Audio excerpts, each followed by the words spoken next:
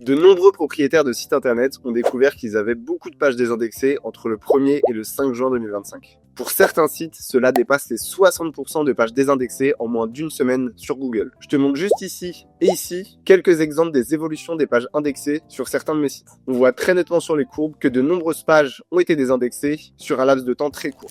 Qui dit page désindexée dit sortie de l'index de Google, et donc ces pages deviennent totalement introuvables sur le moteur de recherche. Ces vagues de désindexation peuvent donc fortement impacter votre trafic SEO sur Google. Je vous recommande donc à chacun qui avait une stratégie SEO d'aller au minimum voir si vous avez été touché par ces vagues de désindexation. Dans cette vidéo, on va essayer de comprendre ce qui s'est passé, pourquoi il y a eu beaucoup de sites qui ont été touchés par ces vagues de désindexation, et surtout, on va voir ensemble ce qu'il faut faire pour éviter d'être touché par ces vagues de désindexation, et surtout ce qu'il faut faire pour restaurer vos pages indexées. Reste bien jusqu'à la fin de la vidéo, je vais te présenter une méthode très efficace pour pouvoir faire revenir une page dans l'index en moins de 24 heures. Avant de te montrer comment vérifier si tu as été touché par ces problèmes de désindexation, n'hésite pas à aller voir dans la description, tu retrouveras un lien vers ma méthode où je te présente comment créer des sites de vente de liens qui génèrent jusqu'à 2000 € par mois avec un seul site.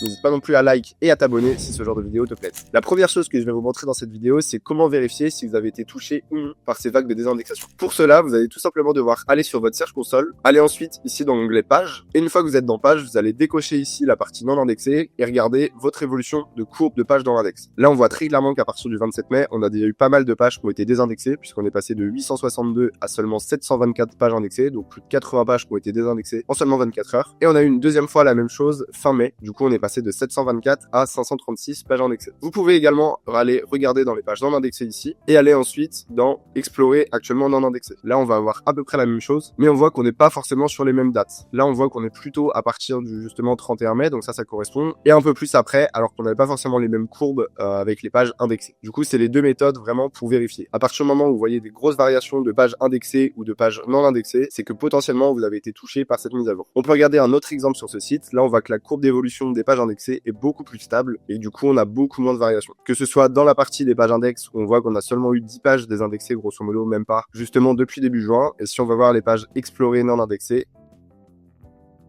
on voit qu'on a quand même une petite variation, mais c'est beaucoup moins gros que ce qu'on a pu avoir sur l'autre. Mais potentiellement, ce site a quand même été potentiellement un petit peu touché. Et je vais vous dire après dans la vidéo pourquoi il y a eu tout de même quelques pages qui ont été désindexées sur ce site. Quelles sont les raisons de ces désindexations sur Google? Qu'est-ce qui se passe concrètement? Et est-ce qu'il y a eu des communications officielles de la part de Google? Pour l'instant, on n'a pas eu de communication officielle de la part de Google. Mais de ce qu'on peut voir et de ce que j'ai pu analyser sur mes sites, c'est principalement des pages de mauvaise qualité ou des pages qui n'avaient pas de trafic qui sont désindexées. Ce qui fait qu'il y a assez peu d'impact en réalité sur le trafic réel si vous n'avez pas eu de pages qui faisaient du trafic qui ont été touchées. Si on regarde par exemple sur l'un de mes sites, on voit très clairement qu'ici il y a eu pas mal de pages qui ont été désindexées depuis grosso modo un petit mois, voire plutôt 2 semaines. Si on clique ici sur la courbe des impressions pour afficher les impressions qui sont liées à cette courbe d'indexation, on voit que pourtant la courbe d'impression est même plutôt en hausse par rapport à ce qu'elle peut l'être avant avec beaucoup plus de pages indexées. Ce qui fait que le trafic grosso modo n'a clairement pas été impacté par cette vague de désindexation. Du coup, cette vague de désindexation n'est pas forcément une mauvaise chose en soi pour votre site. On peut regarder ici ce que nous dit Fabien Alkidel qui fait beaucoup de VSEO. Je vous invite d'ailleurs à aller le suivre sur Twitter si vous le suivez pas encore. Il nous dit effectivement qu'il y a une grosse vague de désindexation de pages chez Google, pages explorées actuellement non indexées, c'est ce que je vous montrais tout à l'heure. Et les pages qui sont le plus touchées par cette désindexation, ce sont principalement des pages de mauvaise qualité qui n'avaient pas ou peu de trafic. C'est également des pages assez vieilles, c'est ce que je remarque pas mal moi sur mon réseau de sites, notamment tous les sites que j'avais rachetés qui ont des articles qui ont été publiés il y a très longtemps, ont été beaucoup plus touchés que les nouveaux sites, les nouveaux expirés qui ont du contenu beaucoup plus récent. Ce qui fait que si vous avez des vieux sites, des contenus qui sont vieux et potentiellement vous avez eu des changements d'intention de recherche, grosso modo si votre page ne répond plus à l'intention de recherche ou alors si votre page n'a jamais fait de trafic, elle a de grandes chances d'avoir été désindexée par Google. C'est ce que nous dit à peu près du coup Fabien dans son tweet, et il nous dit également si t'es touché, supprime ce qui ne sert à rien, réécris, améliore, ça revient dans l'index.